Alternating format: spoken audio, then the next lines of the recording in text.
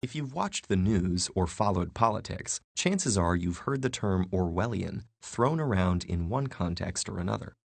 But have you ever stopped to think about what it really means or why it's used so often? The term was named after British author Eric Blair, known by his pen name George Orwell. Because his most famous work, the novel 1984, depicts an oppressive society under a totalitarian government, Orwellian is often used simply to mean authoritarian. But using the term in this way not only fails to fully convey Orwell's message, it actually risks doing precisely what he tried to warn against. Orwell was indeed opposed to all forms of tyranny, spending much of his life fighting against anti-democratic forces of both the left wing and the right. But he was also deeply concerned with how such ideologies proliferate. And one of his most profound insights was the importance that language plays in shaping our thoughts and opinions. The government of 1984's Oceania controls its people's actions and speech in some ways that are obvious. Their every move and word is watched and heard. And the threat of what happens to those who step out of line is always looming overhead. Other forms of control are not so obvious. The population is inundated with a constant barrage of propaganda, made up of historical facts and statistics manufactured in the Ministry of Truth. The Ministry of Peace is the military. Labor camps are called joy camps. Political prisoners are detained and tortured in the Ministry of Love. This deliberate irony is an example of doublespeak, when words are used not to convey meaning, but to undermine it, corrupting the very ideas they refer to. The regime's control of language goes even further, eliminating words from the English language to create the official dialect of Newspeak, a crudely limited collection of acronyms and simple concrete nouns, lacking any words complex enough to encourage nuanced or critical thought.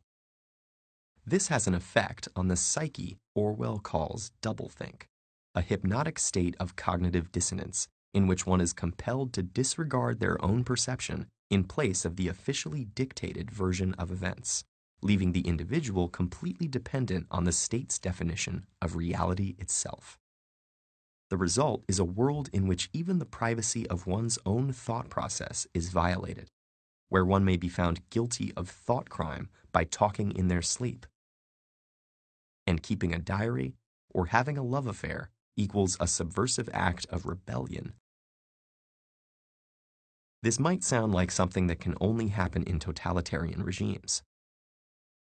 But Orwell was warning us about the potential for this occurring even in democratic societies. And this is why authoritarian alone does not Orwellian make. In his essay Politics and the English Language, he described techniques like using pretentious words to project authority, or making atrocities sound acceptable by burying them in euphemisms and convoluted sentence structures. But even more mundane abuses of language can affect the way we think about things. The words you see and hear in everyday advertising have been crafted to appeal to you and affect your behavior, as have the sound bites and talking points of political campaigns, which rarely present the most nuanced perspective on the issues. And the way that we use ready-made phrases and responses, gleaned from media reports or copied from the internet, makes it easy to get away with not thinking too deeply or questioning your assumptions. So the next time you hear someone use the word Orwellian, pay close attention. If they're talking about the deceptive and manipulative use of language, they're on the right track. If they're talking about mass surveillance and intrusive government, they're describing something authoritarian, but not necessarily Orwellian. And if they use it as an all-purpose word for any ideas they dislike, it's possible their statements are more Orwellian than whatever it is they're criticizing. Words have the power to shape thought. Language is the currency of politics, forming the basis of society from the most common everyday interactions to the highest ideals.